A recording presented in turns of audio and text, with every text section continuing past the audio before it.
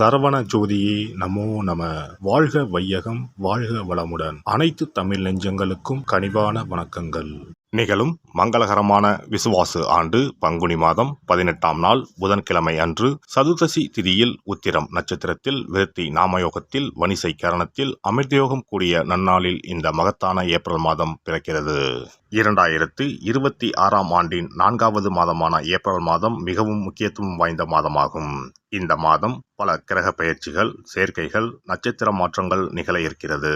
April மாதத்தின் முதல் வாரத்தில் செவ்வாய் பகவான் மீனராசிக்கு பெயர்ச்சியாகிறார். சூரியன், செவ்வாய் மற்றும் சனி ஆகிய கிரகங்கள் இணைந்து மங்களாதித்ய யோகம், திரிகிரக யோகம் உள்ளிட்ட யோகங்கள் உருவாக இருக்கிறது. அதே போல சுக்கிர பகவான் ஏப்ரல் மாத தொடக்கத்தில் மேசராசியில் பெயர்ச்சியடைகிறார். மாத இறுதியில் ரிஷபராசிக்குள் பிரவேசமாகிறார். புதன் பகவான் ஏப்ரல் 11ஆம் தேதி மீனராசிக்குள் நுழைந்து சதுர்கிரக யோகத்தை உருவாக்குகிறார். ஏப்ரல் 14ஆம் தேதி சூரிய பகவான் மேசராசிக்கு பெயர்ச்சியடைந்து சுக்கிரனுடன் இணைந்து சுக்கிராதித்ய யோகத்தை உருவாக்குகிறார். ஏப்ரல் 17ஆம் தேதி சனி பகவான் உத்திரட்டாதி நட்சத்திரத்தின் 3ஆம் பாதத்தில் பிரவேசிக்கிறார். ஏப்ரல் 30ஆம் தேதி புதன் பகவான் மேசராசிக்குள் நுழைய இருக்கிறார். இந்த கிரகங்களின் அமைப்பினால் உங்கள் வாழ்வில் ஏற்படக்கூடிய சுப மற்றும் அசுப பலன்கள் என்ன என்பதனையும், அசுப பலன்கள் ஏற்படுமாயின் ராசிக்காரர்கள் செல்ல வேண்டிய கோவில் மற்றும் செய்ய வேண்டிய பரிகாரம் என்ன என்பதனை பற்றியும் விரிவாக காண்போம்.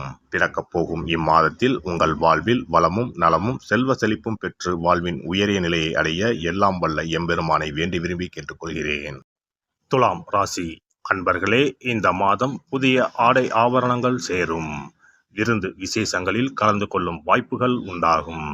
கணவன் மனைவிக்கு இடையே அன்யோன்யம் அதிகரிக்கும். வெளிவட்டாரத்தில் மதிப்பு மரியாதை கூடும். அரசாங்க விவகாரங்கள் சற்று இழுபறிக்கு பின்னர் முடியும்.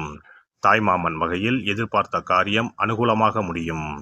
வாழ்க்கை துணை மூலம் எதிர்பாராத பொருள் வரவுக்கு வாய்ப்புண்டு. பழைய வாகனத்தை மாற்றி புதிய வாகனம் வாங்குவீர்கள். மறைமுக எதிரிகளால் ஏற்பட்ட தொல்லைகள் விலகும். உறவினர்கள் வருகையால் வீட்டில் மகிழ்ச்சி நிலவும். ஆனால் உடல் நலனில் கூடுதல் கவனம் செலுத்துவது மிகவும் அவசியம். தாயுடன் கருத்து வேறுபாடு ஏற்படும் என்பதால் பொறுமையை கடைபிடிப்பது அவசியம். தாயாரை அனுசரித்து செல்வது நல்லது. குடும்பத்தில் சில பிரச்சனைகள் ஏற்பட்டு மன அமைதியை கெடுக்கும். கூடுமானவரை குடும்பத்தினரை அனுசரித்து செல்வது நல்லது. பிள்ளைகளை அவர்கள் போக்கிலேயே விட்டு பிடிக்கவும்.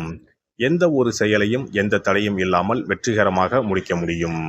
அலுவலகத்தில் பணிச்சுமை அதிகரிக்கும். எந்த ஒரு வேலையும் சற்று கஷ்டப்பட்டுத்தான் முடிக்க வேண்டியிருக்கும். தீவிர முயற்சியின் பேரிலேயே உங்கள் கோரிக்கைகள் நிறைவேறும். சக ஊழியர்களால் ஓரளவு உதவி உண்டு. தொழில் வியாபாரத்தில் கூடுதலாக உழைக்க வேண்டும். ஆனால் அதற்கேற்ற ஆதாயம் கிடைக்கும். பங்குதாரர்களால் வியாபாரத்தில் லாபம் கூடுதலாக கிடைக்கும். வியாபாரத்தை விரிவுபடுத்த வங்கி கடனுதவி கிடைக்கும். குடும்பத்தை நிர்வகிக்கும் பெண்மணிகளுக்கு மகிழ்ச்சி தரும் மாதமாகவே இருக்கும். குடும்ப பொறுப்புகளை நிறைவேற்றுவதில் சிரமம் எதுவும் இருக்காது. அக்கம் பக்கத்து வீடுகளில் உள்ளவர்கள் உதவிகரமாக இருப்பார்கள். அலுவலகம் செல்லும் பெண்களுக்கு பணிகளில் கூடுதல் கவனம் தேவை. புதன்கிழமைகளில் பெருமாள் கோவிலில் நெய் தீபம் ஏற்றுவதும், ஞாயிற்றுக்கிழமைகளில் ராகு காலத்தில் துர்க்கையை வழிபடுவதும் நன்மையை தரும். ஒரு முறையாவது குல தெய்வத்தையும் இஷ்ட தெய்வத்தையும் ஒரே நாளில் சென்று தரிசித்து வாருங்கள். கடன் பிரச்சனைகள் தீரும். குடும்பத்தில் மகிழ்ச்சி நிலவும். மன நிம்மதி உண்டாகும். சிறப்பு தொகுப்பு. கண் திருஷ்டிகள் அகன்று தடைப்பட்டு கொண்டிருக்கும் காரியங்கள் நிறைவேற செய்ய வேண்டிய பரிகாரம் என்ன என்பதனை பற்றி காண்போம். வாழ்க்கையில் நல்ல நிலையில் இருந்தவர்கள் கூட திடீரென்று பொருளாதாரம் இழந்து மன கஷ்டங்களுடன் வாழும் நிலை ஏற்படும். இந்த நிலை எதனால் ஏற்பட்டது என்று ஆராய்ந்து பார்த்தால் பெரும்பாலும் அவர்களின் மீதான கண் திருஷ்டிதான் காரணமாக இருக்கும். கல்லடி பட்டாலும் கண்ணடி படக்கூடாது என்று சொல்வார்கள் அல்லவா, அது உண்மைதான். இது போன்ற பிறரின் பொறாமை கொண்ட கண் திருஷ்டியினால் பலரின் வாழ்க்கை சிரமத்திற்கு ஆளாக நேரிடும். இது போன்ற கண் திருஷ்டிகளிலிருந்து எப்படி தப்பிப்பது? இருக்கவே இருக்கிறது எளிதாக கிடைக்கும் ஊமத்தஞ்செடி. தெய்வ சக்தி நிறைந்த செடியாக கருதப்படும் ஊமத்தஞ்செடியின் காய், பூ, இலைகள் என அனைத்தும் தீய சக்திகள் விரட்ட பரிகாரத்துக்கு பயன்படுகிறது. பொதுவாக ஊமத்தம் காய்க்கு கெடுதலை அகற்றக்கூடிய சக்தி உண்டு. நம் வீட்டில் உள்ள எதிர்மறை சக்தியை அகற்றுவதற்கு ஊமத்தங்காய் தீபம் சிறந்த பரிகாரமாகிறது. தெய்வீக மகத்துவம் நிறைந்த ஊமத்தங்காய் மற்றும் பூவையும் எடுத்துக்கொள்ளுங்கள். வீட்டுக்கு அருகில் இல்லை என்றால் நாட்டு மருந்து கடைகளில் கிடைக்கும். இந்த 2 பொருட்களையும் மஞ்சள் தண்ணீரை கொண்டு நன்றாக கழுவி விடுங்கள். சிறிது நேரம் அவற்றிலுள்ள ஈரம் போக ஆறவிட்டு பிறகு அவற்றை ஒரு மஞ்சள் துணியில் குலதெய்வத்தை வேண்டி ₹1 நாணயத்தோடு சேர்த்து முடிந்து வீட்டின் நிலைப்படியில் கட்டி தொங்கவிடுங்கள். இந்த முடிச்சை வெள்ளிக்கிழமை அல்லது ஞாயிற்றுக்கிழமைகளில் தயார் செய்து வாசல் படியில் கட்டுவது சிறப்பு. தினமும் வீட்டில் தீபம் ஏற்றி காண்பிக்கும் போது இந்த முடிச்சுக்கும் காண்பிக்கவும்.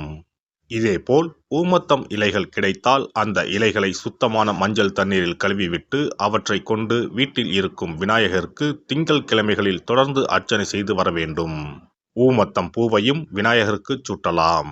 3 வாரங்கள் தொடர்ந்து திங்கள் கிழமைகளில் விநாயகருக்கு ஊமத்தை இலையால் அர்ச்சனை செய்து ஊமத்தம் பூவை சூட்டி வழிபட்டால் வீட்டில் உள்ள கெட்ட சக்தி நடமாட்டம் மற்றும் கண் திருஷ்டிகள் தீரும். ஊமத்தம் செடியும் சிவபெருமானுக்கு உகந்த இலை ஆகும். இந்த ஊமத்தங்காய் வைத்து சிவபெருமானுக்கு தீபம் ஏற்றி வழிபடுவதன் மூலம் நமது பிரச்சனைகளில் இருந்து எளிதாக விடுபட முடியும்.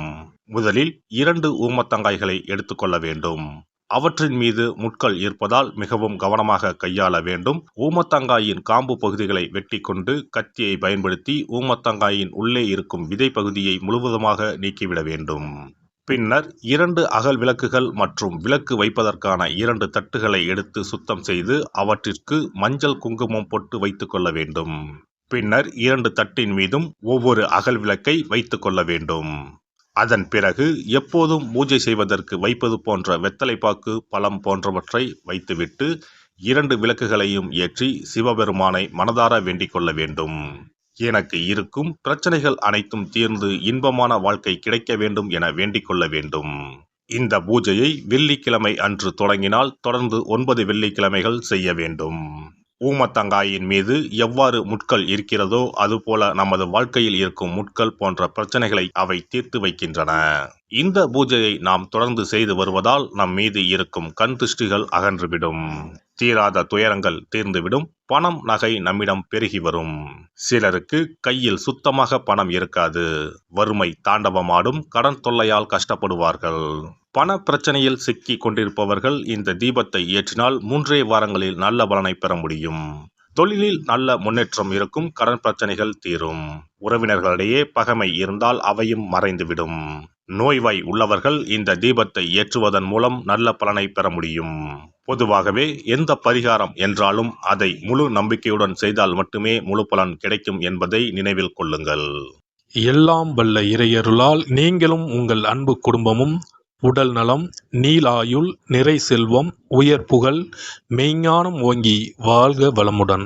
இந்த வீடியோ பதிவு உங்களுக்கு பிடித்திருந்தால் லைக் பண்ணுங்க, கமெண்ட் பண்ணுங்க, ஷேர் பண்ணுங்க. மறக்காம சப்ஸ்கிரைப் பண்ணுங்க. பக்கத்துல இருக்கிற பெல் பட்டனை கிளிக் பண்ணுங்க. நன்றி, வணக்கம். ஓம் நமச்சிவாய. சிவாய